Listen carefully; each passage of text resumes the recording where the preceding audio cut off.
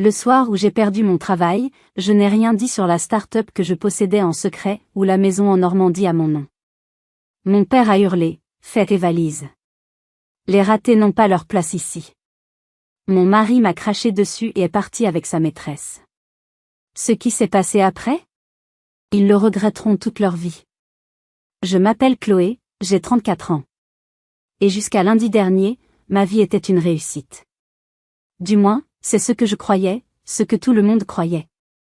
Le soir où j'ai perdu mon travail, je n'ai rien dit sur la start-up que je possédais en secret, ni sur la maison en Normandie qui était à mon nom.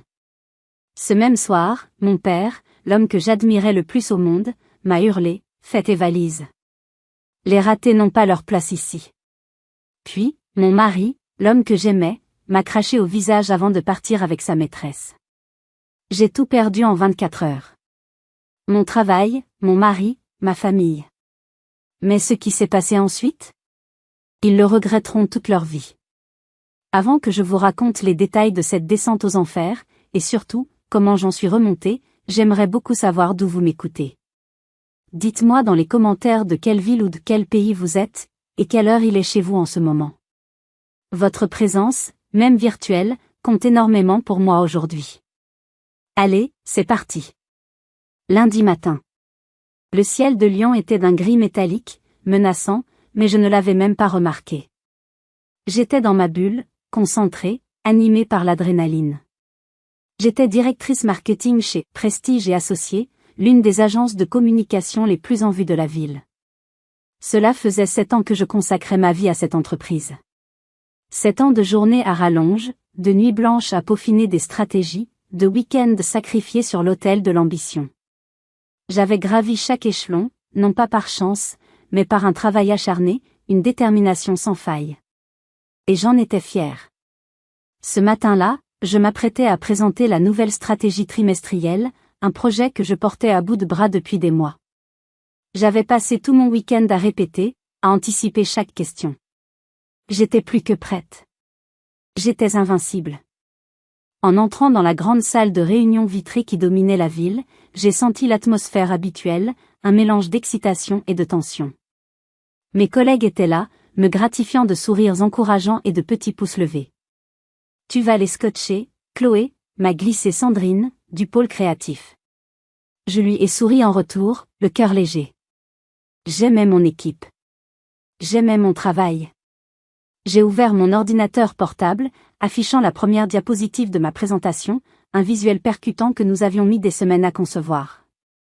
C'est à ce moment précis que la porte s'est ouverte, brisant net le brouhaha ambiant. Luc Bernard, mon supérieur direct, est entré. Un homme au charisme froid, arrivé 1 an plus tôt et avec qui les relations avaient toujours été tendues. Il n'était pas seul. Juste derrière lui se tenait Madame Morel, la directrice des ressources humaines, une femme dont la présence n'annonçait jamais rien de bon. Un frisson désagréable m'a parcouru l'échine. L'air dans la pièce s'est soudainement raréfié. Luc a balayé la salle d'un regard glacial, évitant soigneusement de croiser le mien. Il s'est raclé la gorge, un son qui a résonné de manière assourdissante dans le silence pesant. Bonjour à tous. Avant que Chloé ne commence sa présentation, j'ai une annonce importante à faire. Mon estomac s'est contracté. Tous les regards, jusqu'alors tournés vers moi avec admiration, se sont maintenant fixés sur moi avec une curiosité mêlée d'appréhension. Mon cœur s'est mis à marteler ma poitrine si fort que j'avais peur que tout le monde l'entende. Dans le cadre de la restructuration stratégique de notre département, a-t-il poursuivi d'une voix monocorde, détachée, nous avons été contraints de prendre des décisions difficiles pour assurer la pérennité de l'entreprise. Il a marqué une pause, un effet dramatique parfaitement maîtrisé. En conséquence, le poste de directrice marketing est supprimé, avec effet immédiat. Le temps s'est suspendu. Les mots flottaient dans l'air, irréels. J'ai secoué la tête, un léger mouvement de dénégation. Un mauvais rêve. Ce devait être un mauvais rêve. J'allais me réveiller. C'est une blague, ai-je réussi à articuler, ma voix n'étant plus qu'un souffle. Autour de moi, mes collègues baissaient les yeux, fixant leurs carnets, leurs chaussures, n'importe quoi pour ne pas affronter mon regard. Le choc se lisait sur certains visages, la pitié sur d'autres, et peut-être, chez quelques-uns, un lâche soulagement. Je vous assure que ce n'est absolument pas une blague, Chloé, a rétorqué Madame Morel, sa voix aussi tranchante qu'une lame de rasoir. Elle a fait glisser un dossier en carton sur la longue table en verre. Il s'est arrêté juste devant moi. Vous trouverez ici toutes les informations relatives à votre solde de tout compte et à vos indemnités. La colère a commencé à monter, chassant l'incrédulité. Sur quelle base? Quelle est la raison? J'ai dépassé tous mes objectifs ces 3 dernières années. J'ai personnellement ramené le contrat Dubois-Martin, le plus gros de l'histoire de l'agence. Comme l'a dit Monsieur Bernard, ce n'est pas une décision basée sur vos performances individuelles, a-t-elle récité, son ton mécanique me donnant la nausée. C'est une décision purement structurelle. Des coupes budgétaires sont nécessaires. Un mensonge. Un mensonge si flagrant que c'en était une insulte à mon intelligence. Tout le monde ici savait que Luc me voyait comme une menace. Il avait passé la dernière année à minimiser mes succès, à s'approprier mes idées, à me critiquer subtilement auprès de la direction. Il avait méticuleusement préparé mon exécution. Et aujourd'hui, il jubilait intérieurement. Un agent de sécurité va vous accompagner jusqu'à votre bureau pour que vous puissiez récupérer vos effets personnels, a ajouté la DRH, portant le coup de grâce. C'est la procédure standard pour les postes de direction. L'humiliation finale. Être traité comme une criminelle potentielle.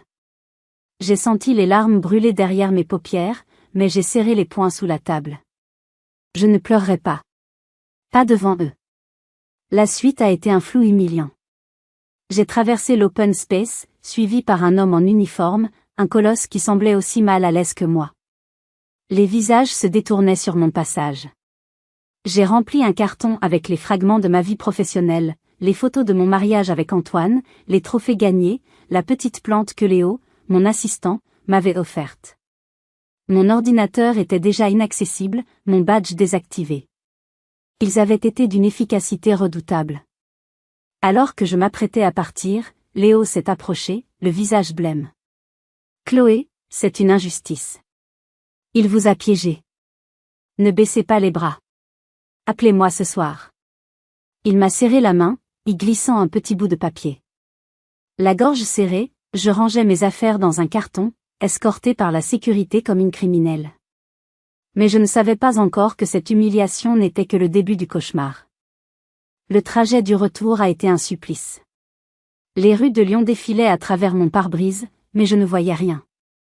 Mon esprit était un maelstrom de colère, d'humiliation et d'incompréhension. La voix de Luc, faussement compatissante, résonnait en boucle dans ma tête. Le silence de mes collègues me hurlait à la figure. J'ai serré le volant si fort que mes jointures sont devenues blanches. Chaque feu rouge était une épreuve, un moment de répit forcé où la réalité me frappait de plein fouet. J'étais au chômage. Moi, Chloé, la battante, la carriériste, j'étais sans emploi. Au milieu de ce chaos mental, une pensée a émergé, un mince filet d'espoir, Antoine. Mon mari. Je me suis accrochée à cette idée comme à une bouée de sauvetage. Il allait être là pour moi. Il allait me prendre dans ses bras, me dire que ce n'était pas grave, que nous allions surmonter ça ensemble. Après tout, il se plaignait constamment que mon travail prenait trop de place dans notre vie. Tu es mariée à ta boîte, Chloé, pas à moi, me disait-il souvent. L'ironie était cruelle, mais je me suis dit que, peut-être, c'était un mal pour un bien.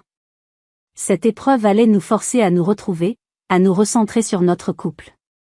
J'imaginais déjà la soirée, un bon repas, une bouteille de vin, et moi, blotti contre lui, lui racontant tout. Il serait mon roc. En tournant dans la rue calme de notre quartier résidentiel, j'ai vu sa BMW noire garée dans l'allée. Une surprise. Il était à peine midi, et il ne rentrait jamais déjeuner, prétextant des déjeuners d'affaires. Mon cœur s'est un peu allégé. Quelle chance! Je n'aurais pas à ruminer ma peine seule toute la journée. Il était là. Tout allait bien se passer. J'ai coupé le moteur et suis resté un instant dans la voiture, essayant de composer un visage à peu près normal. J'ai ravalé mes larmes, respiré profondément. J'ai attrapé mon sac et le ridicule carton contenant les débris de ma carrière, et je me suis dirigé vers la porte d'entrée. Antoine? C'est moi. Surprise, je suis rentrée plus tôt, ai-je lancé en entrant. Un silence m'a accueilli. Un silence lourd, anormal.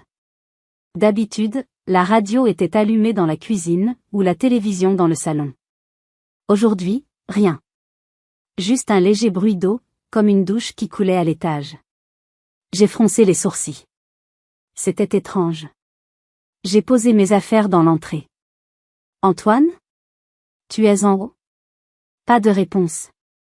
J'ai commencé à monter les escaliers, et c'est là que j'ai vu sa mallette de travail, non pas posée soigneusement sur la console comme d'habitude, mais jetée en vrac sur les premières marches.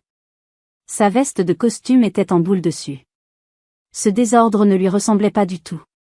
Une angoisse sourde a commencé à naître en moi. La porte de notre chambre était entr'ouverte. Des chuchotements filtraient. Une voix d'homme, celle d'Antoine, et une voix de femme, fluette, que je ne connaissais pas. Mon sang s'est glacé dans mes veines. J'ai arrêté de respirer.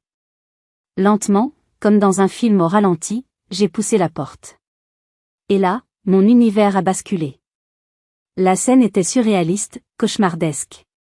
Antoine était là, torse nu, le dos tourné vers moi, en train d'enfiler une chemise propre à la hâte. Ses cheveux étaient ébouriffés, son visage rouge. Et sortant de notre salle de bain, une jeune femme blonde, très jeune, enroulée dans un mohen peignoir de soie blanc, celui qu'il m'avait offert pour notre anniversaire de mariage. Elle s'est figée en me voyant, ses yeux bleus s'écarquillant de terreur.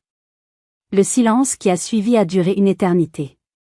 Un silence assourdissant, seulement brisé par le bruit de la douche qui continuait de couler. Chloé a finalement réussi à articuler Antoine, sa voix étranglée par la panique. Qu'est-ce que tu fais là? Je n'arrivais pas à formuler un mot. Ma bouche était sèche, ma gorge nouée. J'ai juste réussi à pointer un doigt tremblant vers la jeune femme. Qui est-ce? Il a eu le culot d'essayer de mentir. Ce n'est pas ce que tu crois, chérie. C'est une collègue, elle a eu un problème, elle avait besoin de... Une collègue, ai-je répété, ma voix sortant de nulle part, blanche, glaciale. Une collègue qui prend sa douche chez nous un lundi midi, dans mon peignoir? La jeune femme, sentant le vent tourner, s'est éclipsée dans la salle de bain pour récupérer ses affaires. Le visage d'Antoine s'est transformé. La panique a laissé place à une colère froide, défensive. Et toi, d'abord? Pourquoi tu n'es pas au travail? Tu me fliques, c'est ça? C'est pour ça que notre couple va mal. Je viens de me faire virer, Antoine, ai-je lâché, les mots ayant un goût de cendre dans ma bouche. J'ai été licenciée ce matin. J'espérais une lueur de compassion, un regret.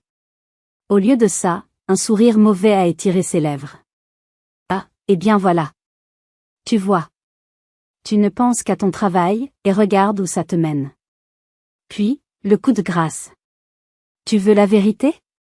Rien de tout ça ne serait arrivé si tu avais été une vraie femme au lieu d'un robot obsédé par sa carrière.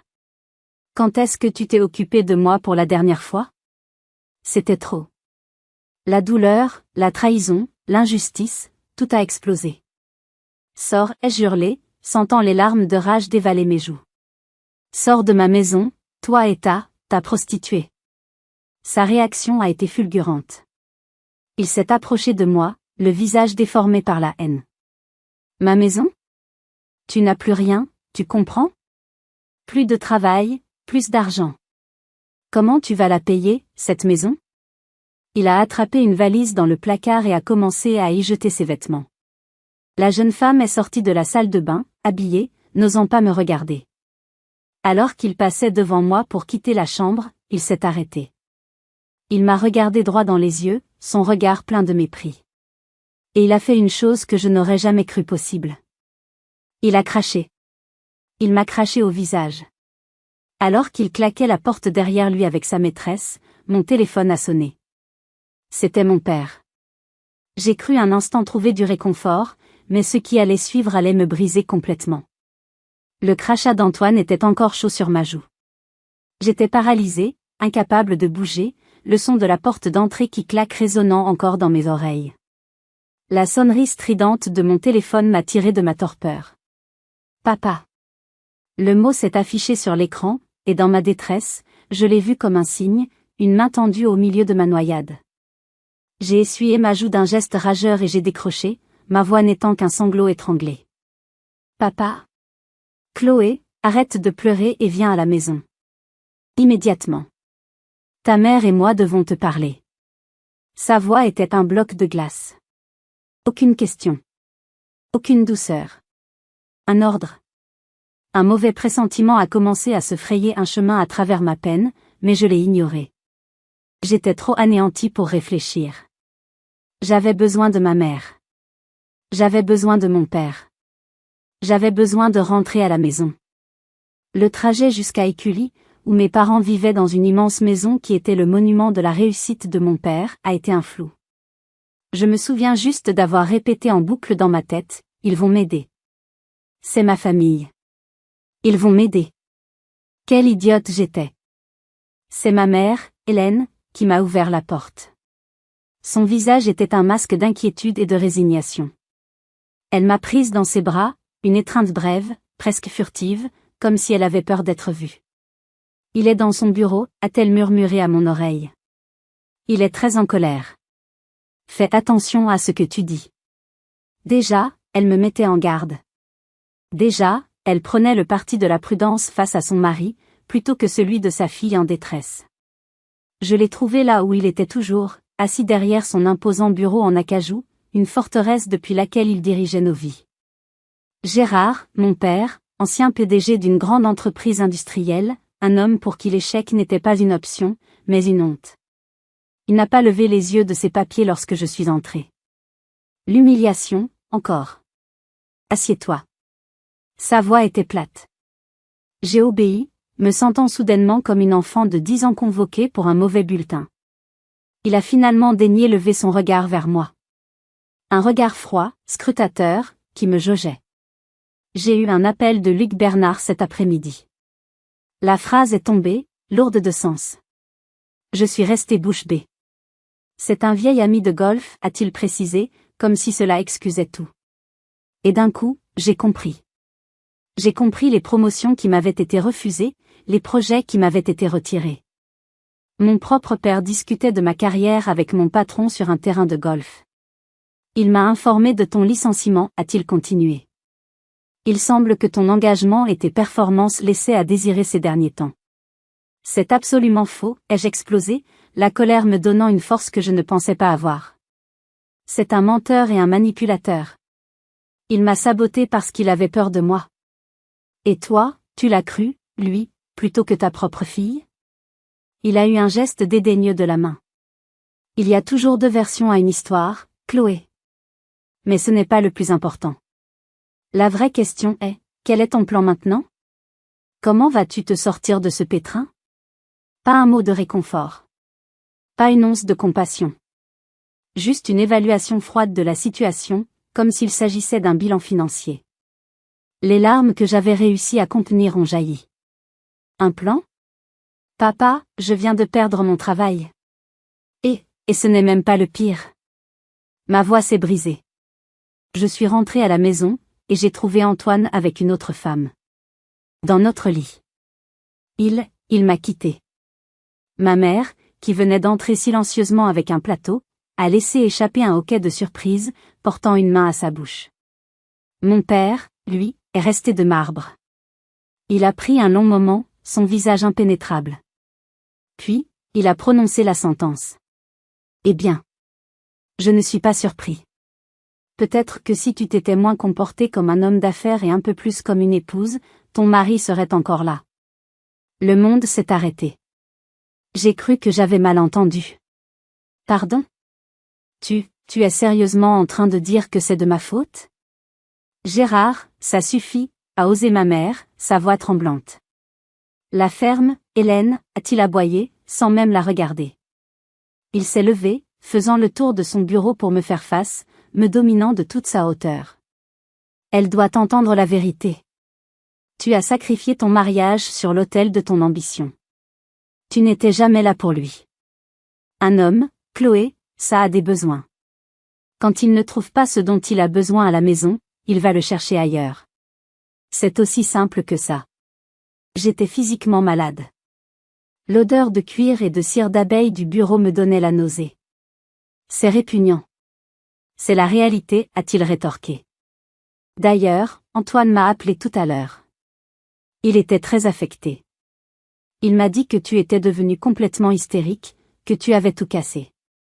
Il m'a craché au visage, papa.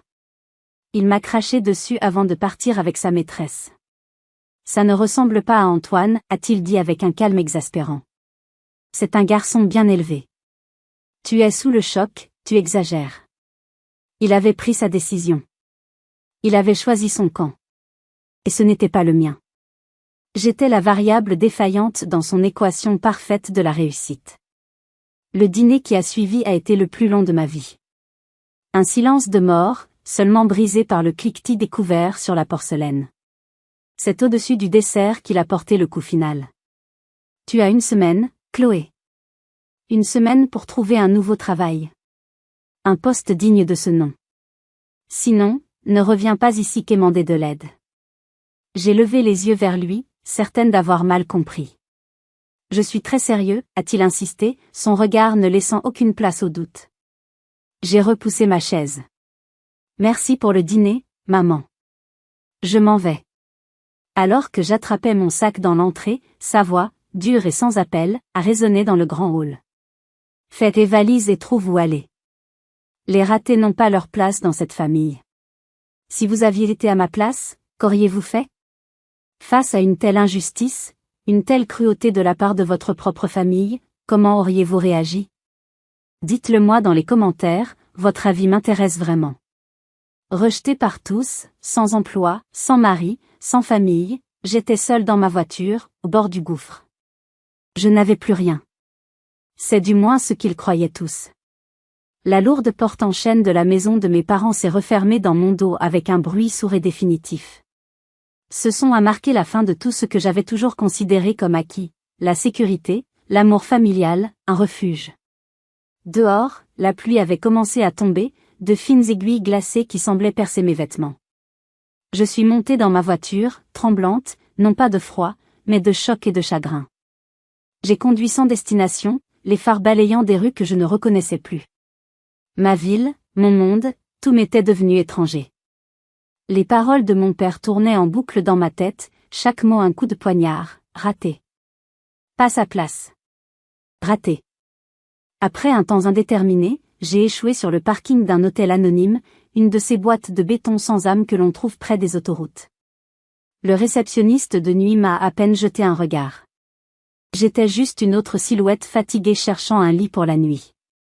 J'ai payé en liquide, ne voulant laisser aucune trace. La chambre sentait le renfermé et le désinfectant. Les murs beiges étaient nus, le couvre-lit marron était rêche. C'était le décor parfait pour ma misère. Je me suis assise sur le bord du lit, le silence de la chambre amplifiant le chaos dans ma tête. Et là, seule, à l'abri du monde, j'ai craqué. Un sanglot est monté du plus profond de mon être, un son rauque, animal. J'ai pleuré comme je n'avais jamais pleuré. J'ai pleuré ma carrière brisée, l'humiliation publique. J'ai pleuré la trahison d'Antoine, l'image de son visage tordu par la haine, son crachat sur ma joue. J'ai pleuré la cruauté de mon père, l'homme qui aurait dû me protéger et qui m'avait achevé. J'ai pleuré la faiblesse de ma mère, son silence complice. J'ai pleuré mes illusions perdues, mes rêves anéantis. J'ai pleuré jusqu'à l'épuisement, jusqu'à ce que mon corps soit secoué de spasmes, jusqu'à ce qu'il n'y ait plus rien à pleurer. Épuisé, vidé, je me suis allongé sur le lit, fixant le plafond fissuré. C'est alors que mon téléphone, que j'avais jeté sur la table de chevet, s'est mis à vibrer. Encore et encore. C'étaient mes amis. Sophie. Isabelle. Mes piliers, mes sœurs de cœur. J'avais trop honte pour répondre. Honte de mon échec, de ma faiblesse. Mais elles ont insisté. Finalement, j'ai décroché. Chloé. Mon Dieu, enfin. On est morte d'inquiétude. Léo nous a appelés, il nous a tout raconté pour ton travail. Où es-tu? La chaleur dans la voix de Sophie a fait fondre le bloc de glace qui enserrait mon cœur. Ma voix n'était qu'un murmure. Je suis dans un hôtel. Près de l'aéroport. Sophie, tout est fini. Antoine, il me trompait.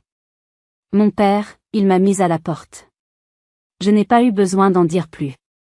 Ne bouge pas, a-t-elle dit, sa voix soudainement dure et déterminée. On arrive. Isabelle est avec moi. On sera là dans 30 minutes. Fidèles à leurs paroles, elles ont déboulé dans ma chambre une demi-heure plus tard. Elles ne sont pas venues les mains vides. Dans leurs bras, un sac rempli de réconfort, une bouteille de Sancerre, la plus grande tablette de chocolat noir que j'ai jamais vue, un pot de glace au caramel beurre salé, et des magazines People stupides. Elles m'ont serré dans leurs bras, toutes les deux en même temps, et pour la première fois de cette journée maudite, j'ai senti une lueur de chaleur. Nous nous sommes installés en tailleur sur le lit, comme des adolescentes, et elles m'ont écouté. Elles m'ont laissé vider mon sac, sans jugement, sans interruption, hochant la tête, jurant quand il le fallait. Quel monstre, a sifflé Isabelle en parlant d'Antoine. Et ton père, je ne trouve même pas les mots pour décrire ce genre de cruauté. C'est en leur expliquant ma situation financière désastreuse, le compte joint vidé, que le souvenir de ma grand-mère est revenu, plus clair, plus puissant que jamais. Ces dernières paroles, est toujours ton propre filet de sécurité. J'ai regardé mes amis, mes yeux s'écarquillant soudainement. Attendez. Il y a quelque chose. Quelque chose que personne ne sait. Leurs regards se sont fixés sur moi. J'ai pris une profonde inspiration. Ma grand-mère maman m'a laissé un héritage il y a 3 ans. Je n'en ai jamais parlé à personne. J'ai suivi son conseil à la lettre. Avec une partie de l'argent, j'ai acheté une petite maison de pêcheur en Normandie, à mon nom seul. Un refuge secret. Et avec le reste, j'ai investi dans la start-up d'un ami d'université. Une boîte de tech à Paris qui s'appelle Avenir Digital. Le silence s'est fait. Sophie et Isabelle se sont regardées, puis se sont tournées vers moi, un immense sourire illuminant leur visage. Chloé, a murmuré Sophie. Tu es une reine. Une reine secrète. Un rire, un vrai rire, m'a échappé, se mêlant à mes larmes. C'était un début de soulagement. Mais il a été de courte durée. Mon téléphone a vibré. Une notification de mon application bancaire. Mon estomac s'est tordu. Ce n'était pas le compte joint. C'était ma carte de crédit personnelle, celle dont Antoine avait une carte secondaire, pour les urgences. Une nouvelle ligne de crédit est apparue, un prêt personnel de 20 000 €. Souscrit en ligne 2 jours plus tôt. L'argent avait déjà été décaissé. Il n'avait pas seulement vidé nos économies. Il avait planifié son départ en me laissant une dette colossale, une encre destinée à me couler définitivement. J'ai montré l'écran à mes amis. Leurs sourires ont disparu, remplacés par une fureur glaciale. Non, a dit Isabelle, sa voix basse et menaçante. Ça ne se passera pas comme ça. C'en est trop. Maintenant, c'est la guerre. Pendant que mes amis dormaient, j'ai ouvert mon ordinateur portable. La colère avait séché mes larmes, remplacées par une froide détermination. La partie n'était pas terminée. En fait, elle ne faisait que commencer. Le soleil du mardi matin peinait à percer les nuages, mais dans ma tête, le brouillard se dissipait. La nuit avait été un champ de bataille mentale, où le chagrin et la rage s'étaient affrontés. Au petit matin, la rage avait gagné. L'image de cette dette de 20 000 €, contractée dans mon dos, était le carburant dont j'avais besoin. Ce n'était plus une simple affaire de cœur brisé ou de carrière volée. C'était une déclaration de guerre. Antoine n'avait pas seulement voulu me quitter, il avait méticuleusement orchestré ma ruine. Tandis que Sophie et Isabelle dormaient encore, un sommeil agité sur le 2e lit de la chambre, j'ai allumé mon ordinateur. Fini la Chloé qui subit. La Chloé qui agit prenait les commandes. Ma première recherche sur Google, meilleure avocate divorce Paris. Les noms défilaient, mais un en particulier a retenu mon attention, Maître Hélène Dubois. Les articles parlaient d'elle comme d'un « requin au sourire d'ange », spécialisé dans les divorces conflictuels avec des enjeux financiers complexes. Les témoignages de ses anciennes clientes la décrivaient comme une stratège brillante et une combattante acharnée. C'était elle. À 9 heures précises, j'ai composé le numéro de son cabinet. Sa secrétaire, une femme à la voix posée et efficace, a tenté de me donner un rendez-vous pour la semaine suivante. J'ai insisté. Écoutez, ai-je dit, ma voix ferme ne laissant place à aucune discussion, mon mari vient de vider nos comptes, de contracter une dette frauduleuse de 20 000 € à mon nom et je suis menacée de tout perdre. J'ai besoin de parler à Maître Dubois aujourd'hui. C'est une urgence absolue. Il y a eu un silence, puis, un instant, je vous prie. Quelques minutes plus tard, elle est revenue. Maître Dubois peut vous accorder 30 minutes en visioconférence à 11 heures. Victoire. À 11 heures, installée dans le siège passager de ma voiture pour avoir un peu d'intimité, j'ai cliqué sur le lien. Le visage de Maître Dubois est apparu. Elle était exactement comme je l'imaginais, une femme d'une 50aine d'années, élégante, avec des cheveux poivre et cils coupés au carré et des yeux vifs qui semblaient vous scanner jusqu'à l'âme. Je lui ai exposé les faits, sans fioriture, sans larmes. Le licenciement, la trahison, le rejet familial, le vol, la dette. Elle a écouté sans m'interrompre, hochant la tête de temps en temps, son stylo griffonnant des notes sur un carnet. Quand j'ai eu terminé, elle n'a pas perdu de temps en condoléances. Elle est allée droit au but. Bien, madame. La situation est critique, mais loin d'être désespérée. Voici notre plan d'attaque immédiat. Premièrement, je dépose dès cet après-midi une requête en divorce pour faute. L'adultère est un fait, le départ du domicile conjugal aussi. Deuxièmement, j'y joins une demande de mesures urgentes au juge des affaires familiales, le gel de tous les actifs, l'attribution du domicile conjugal pour vous, et une demande de pension alimentaire provisionnelle. Il ne pourra plus toucher à un centime. Troisièmement, et c'est le plus important, nous déposons plainte au commissariat pour abus de confiance et fraude à la carte bancaire concernant ce prêt. C'est un délit pénal. Il a joué, il a perdu. Sa confiance, son assurance, était communicative. Pour la première fois depuis 2 jours, je pouvais respirer. Et concernant mes biens propres, ai-je demandé, la voix encore hésitante. Ma maison en Normandie, mes investissements? Envoyez-moi tous les documents prouvant l'origine des fonds. S'ils proviennent d'un héritage et ont été gérés séparément, ils sont en principe intouchables. Nous allons les sanctuariser. Après cet appel, je me sentais transformée. J'avais une alliée. J'avais un plan. J'ai embrassé mes amis, qui devaient retourner à leur propre vie, non sans m'avoir fait promettre de les appeler tous les jours. Puis j'ai pris la route. Mais cette fois, j'avais une destination. Je roulais vers le nord, vers la Normandie, vers ma forteresse de solitude. Le voyage a été long, mais chaque kilomètre était une étape de plus loin de mon passé. Quand je suis enfin arrivé dans le petit village de pêcheurs, la nuit tombait, enveloppant la côte d'une brume apaisante. La maison était là, fidèle au poste, ses volets bleus comme des yeux bienveillants. J'ai ouvert la porte, et l'odeur de bois et d'air salin m'a accueilli. C'était chez moi. Vraiment chez moi. J'ai allumé un feu dans la cheminée et je me suis assise devant, regardant les flammes danser. Mon téléphone a vibré. Un message de Léo. Chloé, j'espère que tu es en sécurité. J'ai pensé que tu aimerais avoir ça. C'est une copie de tout le serveur marketing. Il y a tout dedans. Fait en bon usage. Le lien de téléchargement était joint. J'ai ouvert mon ordinateur, le cœur battant. C'était une mine d'or. Des mois d'échanges d'emails où Luc s'appropriait mes idées, des versions antérieures de présentations qu'il avait modifiées pour y mettre son nom, des rapports qu'il avait falsifiés pour minimiser mes résultats. Ce jeune homme discret et timide était d'une loyauté et d'une intelligence redoutables. Il venait de me donner les munitions dont j'avais besoin pour la suite de la guerre. Avec un refuge sûr et une avocate redoutable de mon côté, il était temps de passer à la deuxième phase de mon plan. Une phase que ni mon ex-mari ni mon ancien patron n'auraient jamais pu imaginer. Les premiers jours dans ma maison normande ont été une bulle hors du temps. Le monde extérieur, avec sa cruauté et ses trahisons, semblait à des milliers de kilomètres.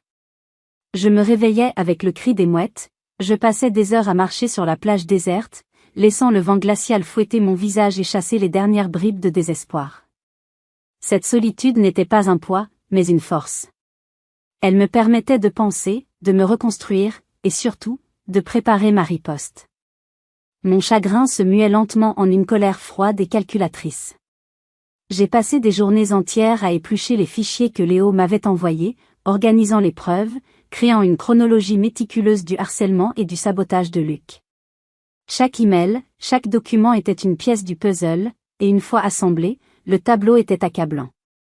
J'ai tout envoyé à Maître Dubois, qui a immédiatement transmis le dossier à un confrère spécialisé en droit du travail. Avec ça, nous n'allons pas seulement au prud'homme, nous pouvons potentiellement le poursuivre pour faux et usage de faux, m'a-t-elle annoncé, un soupçon d'admiration dans la voix.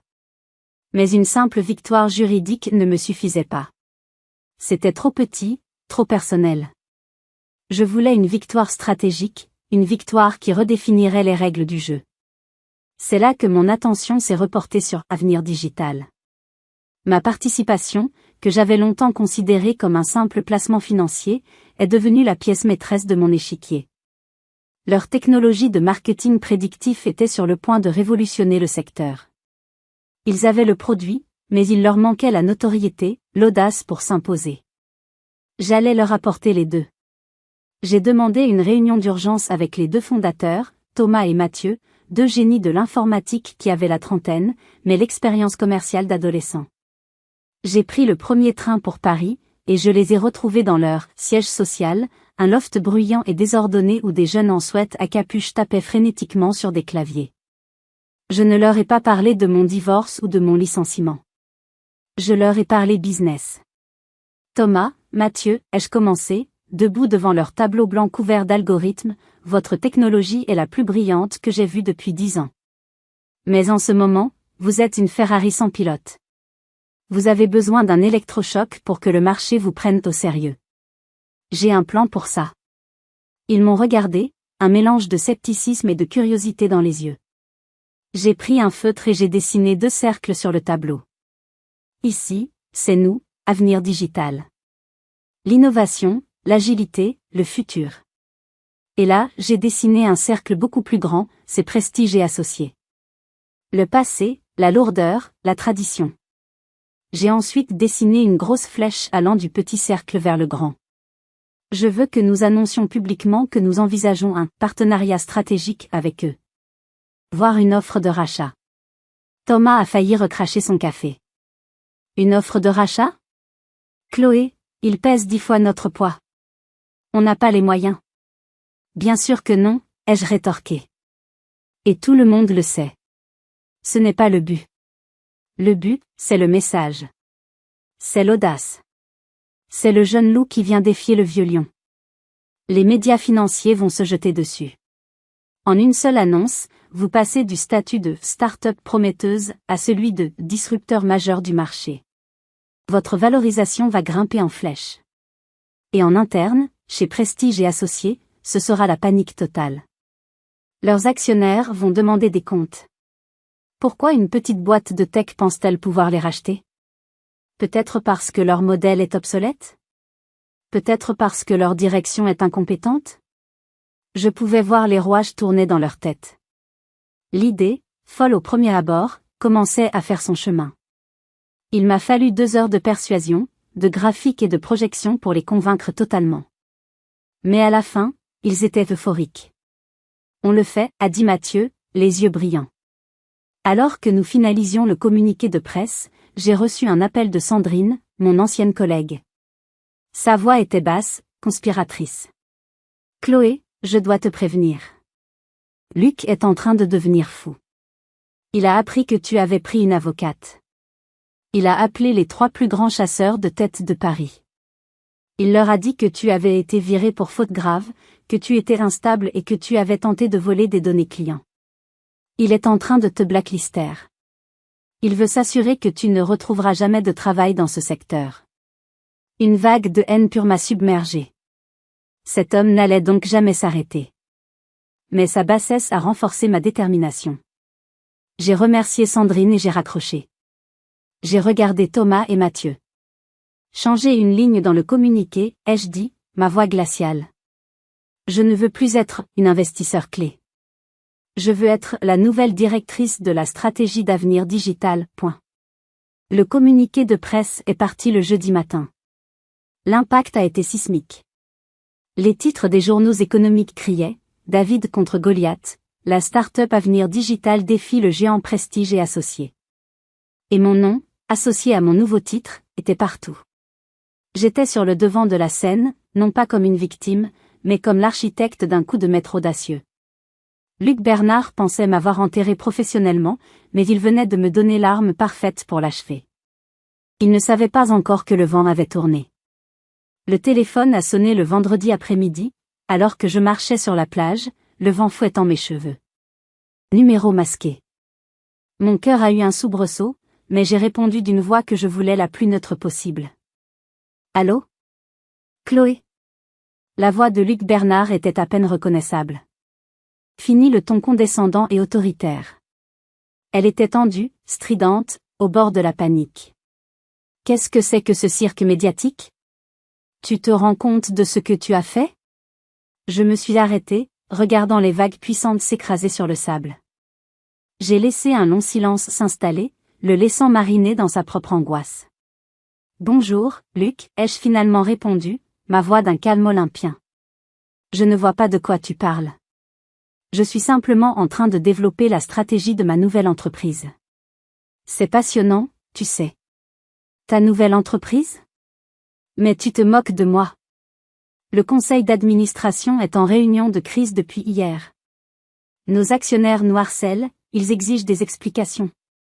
Notre cours de bourse commence à chuter. Vraiment? C'est fâcheux, ai-je dit avec une fausse sympathie. Peut-être que la confiance du marché est une chose fragile. Peut-être qu'elle est ébranlée quand une entreprise licencie ses meilleurs éléments sur la base de mensonges et de manipulations. D'ailleurs, j'ai une question pour toi, Luc. Comment se porte le portefeuille client du Bois Martin? J'ai eu vent de certaines rumeurs, comme quoi il ne serait pas satisfait de la nouvelle direction stratégique. J'ai entendu un son étranglé à l'autre bout du fil. J'avais touché le point sensible. Le contrat du Bois Martin était ma plus grande réussite, un client que j'avais conquis et fidélisé personnellement. Le perdre serait un désastre pour l'agence, et pour lui personnellement. Qu'est-ce que tu veux, Chloé, a-t-il fini par lâcher, sa voix n'étant plus qu'un murmure rauque et vaincu. De l'argent? C'est ça? De l'argent? J'ai eu un petit rire. Non, Luc. L'argent, je peux en gagner moi-même. Ce que je veux, c'est que les gens sachent la vérité. Et la vérité finit toujours par se savoir. Sur ces mots, j'ai raccroché, le laissant avec ses démons. La capitulation de Prestige et Associés n'a pas tardé. Le lundi suivant, Maître Dubois a reçu un appel de leur avocat.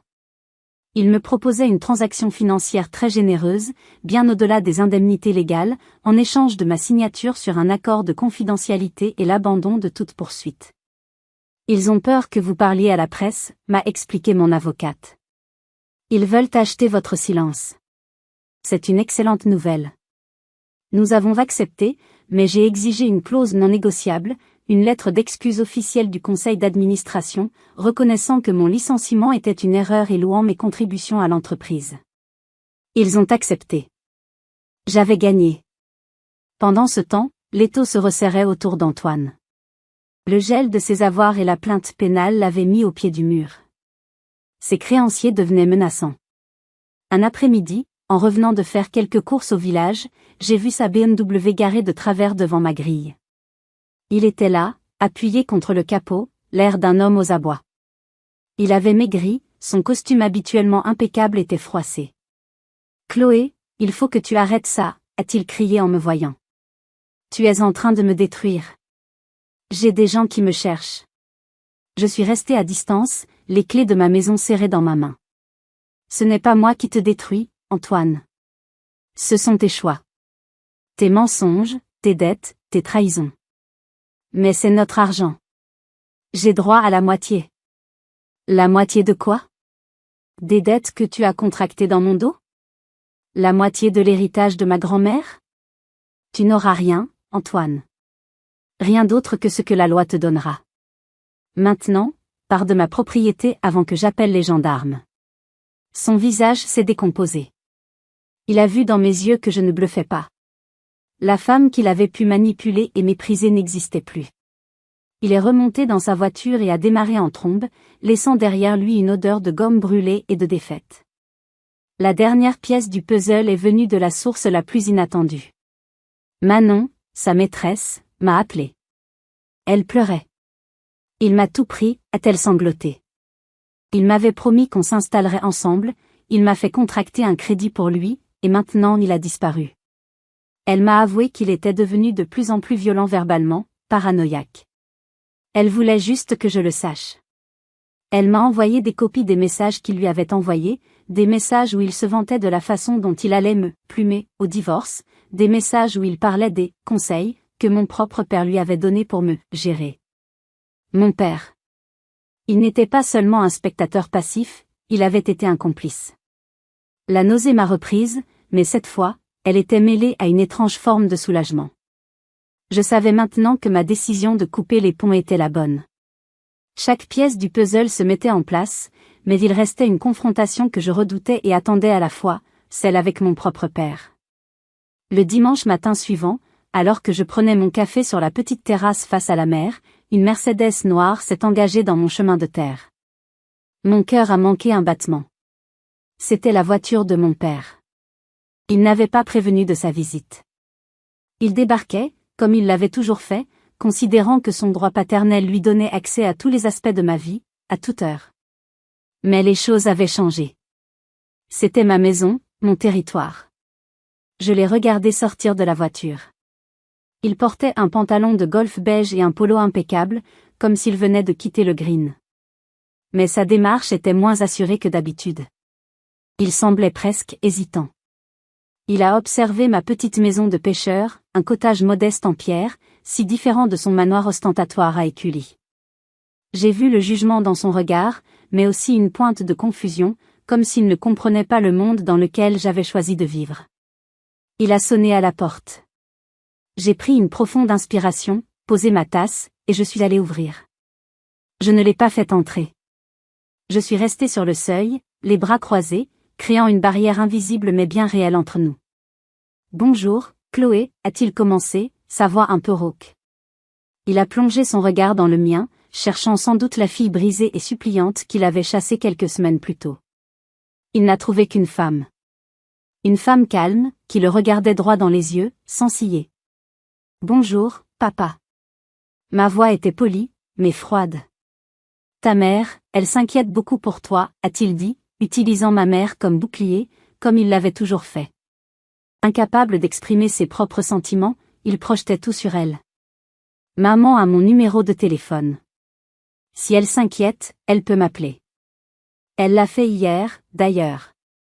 Nous avons eu une conversation très agréable. Tu peux la rassurer, je vais très bien. Chaque mot était choisi, précis. Je lui faisais comprendre que mon lien avec ma mère pouvait désormais exister sans son interférence. Un silence inconfortable s'est installé, seulement troublé par le cri lointain d'une mouette. Il a passé une main dans ses cheveux grisonnants, un tic nerveux que je ne lui avais pas vu depuis des années. « Tu as l'air différente » a-t-il concédé. « Je le suis » ai-je confirmé. Je suis en train de reconstruire la vie que certaines personnes, y compris dans ma propre famille, ont tenté de démolir. J'ai laissé la phrase en suspens, le laissant absorber le poids de l'accusation. J'ai vu une lueur de colère dans ses yeux, son réflexe naturel face à la contradiction. Ce n'est pas juste, Chloé, et tu le sais. Je n'ai jamais voulu ton malheur. J'ai toujours voulu le meilleur pour toi. Le meilleur pour moi, ou le meilleur selon tes propres critères, ai-je rétorqué, ma voix montant d'un cran. Laisse-moi te rafraîchir la mémoire, papa. Le meilleur pour moi, c'était de croire ton ami golfeur, un homme que tu savais malhonnête, plutôt que ta propre fille. Le meilleur pour moi, c'était de prendre le parti de mon mari infidèle, et même de lui donner des conseils pour me gérer. Le meilleur pour moi, c'était de me traiter de raté et de me jeter à la rue au moment le plus sombre de ma vie. Alors, s'il te plaît, épargne-moi tes discours sur ce que tu veux pour moi. Il a reculé d'un pas, comme si je l'avais giflé.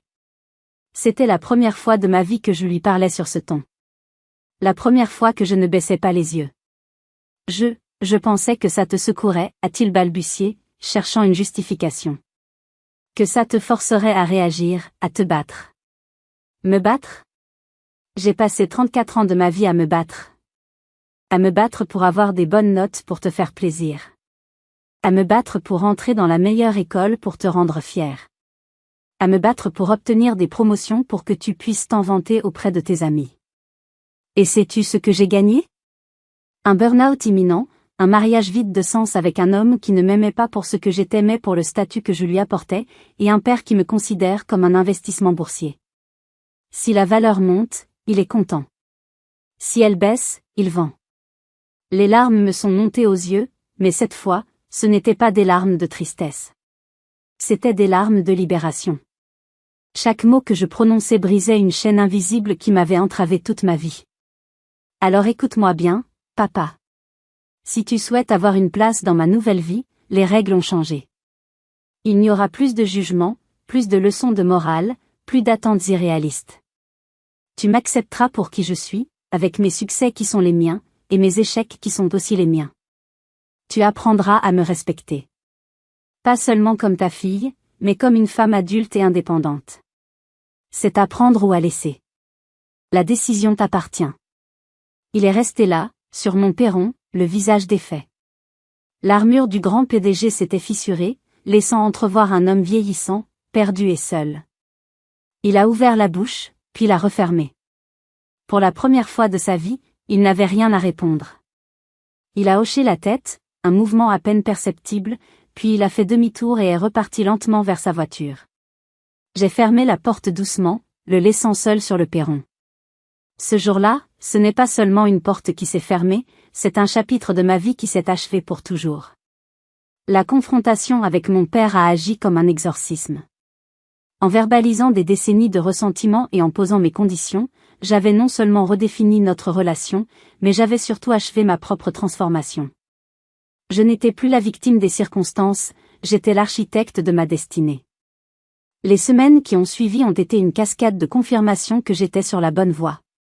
La nouvelle est tombée un mardi matin, non pas par une rumeur, mais par un article en une du principal quotidien économique du pays. Révolution de palais chez Prestige et Associés. Le titre était spectaculaire. L'article détaillait comment l'enquête interne, déclenchée par la tentative de rachat audacieuse d'Avenir Digital, avait révélé une culture d'entreprise toxique, du harcèlement moral et des malversations financières. Le nom de Luc Bernard était cité à plusieurs reprises. Il était non seulement licencié pour faute grave, mais le conseil d'administration avait également porté plainte contre lui. Il était fini, publiquement et professionnellement. Je n'ai ressenti aucune joie mauvaise, juste le sentiment froid et satisfaisant que l'univers avait remis les choses en ordre. Léo m'a envoyé un simple texto, justice. Quelques jours plus tard, Maître Dubois m'a appelé pour finaliser les derniers détails de mon divorce. Votre ex-mari est devenu très coopératif, m'a-t-elle dit avec une pointe d'ironie. Antoine, étranglé par ses dettes et faisant face à une plainte pénale pour fraude, avait accepté toutes nos conditions sans discuter. Il a signé les papiers, a empoché les 10 000 € que je lui avais offerts, et a disparu de la circulation. J'ai appris plus tard qu'il avait quitté Lyon. Le chapitre était clos. Définitivement. La surprise la plus ironique est venue sous la forme d'un email avec l'entête de Prestige et Associés. Il était signé par le nouveau PDG, un homme réputé pour être un « cost killer », engagé pour redresser la barre. Il ne passait pas par 4 chemins. Après des excuses formelles pour le « traitement inqualifiable » que j'avais subi, il me faisait une offre que, dans mon ancienne vie, j'aurais considérée comme la consécration ultime. Il me proposait de revenir. Pas à mon ancien poste. Il me proposait le poste de directrice générale adjointe, avec la mission de reconstruire le pôle marketing, un salaire qui dépassait mes rêves les plus fous, et un paquet d'actions conséquents. L'entreprise a besoin de votre talent, de votre éthique et de votre vision pour se réinventer, concluait-il. J'ai lu l'email 2 fois. J'ai souri. J'ai pensé à la Chloé d'il y a quelques mois, celle qui aurait tout donné pour une telle reconnaissance. Puis j'ai tapé ma réponse, courte et polie. Monsieur, je vous remercie de votre offre et de votre confiance. Cependant, je suis désormais pleinement engagé dans le développement de ma propre entreprise. Je vous souhaite sincèrement de réussir dans votre mission de reconstruction. J'ai cliqué sur « Envoyer » sans le moindre regret. Je n'avais plus besoin de réparer leur monde, j'étais trop occupé à construire le mien. Et je l'ai construit. J'ai officiellement enregistré Chloé Conseil et Stratégie. J'ai loué un petit bureau à Paris.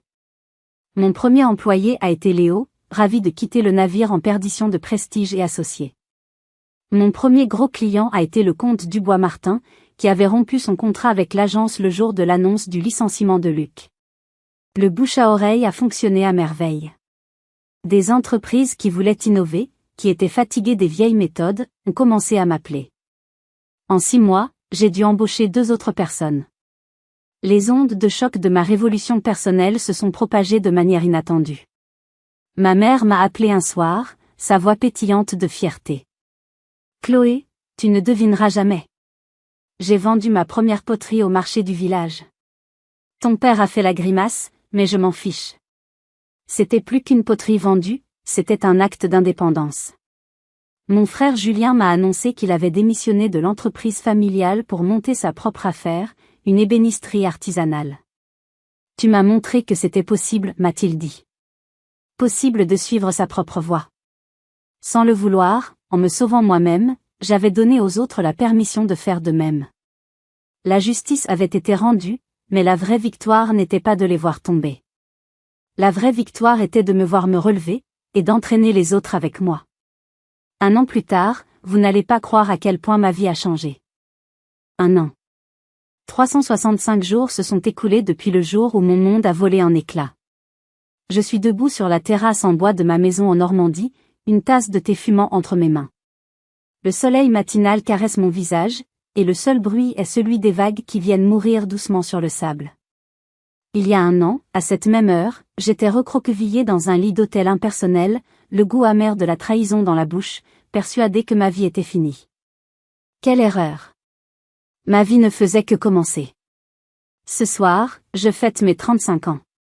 La maison est remplie des rires de mes amis. Sophie et Isabelle sont là, bien sûr, mes anges gardiens. Léo est venu de Paris avec le reste de ma petite équipe, qui est devenue une seconde famille. Il n'y a pas de relation de travail, pas de faux semblants. Juste des gens que j'aime et qui m'aiment pour ce que je suis, pas pour le titre sur ma carte de visite. Mon agence, Chloé Conseil et Stratégie, est un succès qui dépasse toutes mes espérances. Nous avons la réputation d'être créatifs, audacieux, et surtout, humains. Nous choisissons nos clients autant qu'ils nous choisissent. J'ai refusé plus d'un contrat lucratif avec des entreprises dont je ne partageais pas les valeurs. C'est un luxe que je m'offre, le luxe de l'alignement. Parallèlement, Avenir Digital est devenu une licorne, une de ces startups valorisées à plus d'1 milliard. Ma participation financière m'a apporté une sécurité totale, mais surtout, la liberté de ne plus jamais avoir à faire de compromis. Mais la transformation la plus profonde n'est pas sur mon relevé de compte. Elle est à l'intérieur. La vraie richesse, c'est la conversation que j'ai eue avec ma mère la semaine dernière. Elle m'a annoncé qu'elle partait seule en voyage pour la première fois de sa vie. 1 semaine en Italie, pour visiter des musées. Ton père n'est pas ravi, m'a-t-elle dit avec un clin d'œil, mais il va devoir s'y faire. Elle a trouvé sa propre voix, sa propre force. Elle ne chuchote plus. Mon père et moi, nous nous parlons. Pas souvent, mais nous nous parlons. Il a eu un sérieux problème de santé il y a 6 mois, une alerte qui l'a forcé à ralentir, à réfléchir. Notre dernière conversation était presque surréaliste. Il m'a posé des questions sur mon travail, et il a écouté. Il ne m'a donné aucun conseil. À la fin, il m'a dit, « Je suis fier de la femme que tu es devenue, Chloé. » Même si je ne la comprends pas toujours. Venant de lui, c'était l'équivalent d'une déclaration d'amour. Notre relation ne sera jamais simple, mais elle est devenue honnête. Quant à Antoine, son nom n'est plus qu'un écho lointain. Les dernières nouvelles que j'ai eues disaient qu'il vivait dans le sud de la France, changeant de ville et de travail au gré de ses dettes. Je ne ressens plus de haine, ni même de colère. Juste une profonde indifférence, et parfois, une pointe de tristesse pour l'homme faible qu'il a toujours été. Je lui ai pardonné il y a longtemps, non pas pour le libérer lui, mais pour me libérer moi. La rancune est une prison, et j'ai choisi la liberté. J'ai appris à prendre soin de la personne la plus importante de ma vie, moi-même. La thérapie m'a aidé à déconstruire des années de conditionnement, ce besoin maladif de plaire, cette peur de l'échec. J'ai appris que ma valeur n'est pas négociable. J'ai appris à poser mes limites, à dire non sans me justifier. J'ai appris à savourer le silence, à ne rien faire sans culpabiliser. Et l'amour, dans tout ça? Il est arrivé quand je ne l'attendais plus. Il s'appelle Marc. C'est un architecte que j'ai rencontré lors d'une conférence. C'est un homme calme, créatif, et profondément gentil. Il a sa propre vie, ses propres passions. Il n'est pas impressionné par mon succès, il est simplement heureux pour moi. Notre relation est un jardin que nous cultivons doucement, avec respect, communication et beaucoup de rire. Il ne cherche pas à combler un vide en moi, car il n'y a plus de vide à combler. Ce soir, quand mes amis lèveront leur verre, je ne porterai pas un toast à la revanche, mais à la renaissance. J'ai appris de la manière la plus dure que le fond du trou n'est pas une fin, mais une fondation.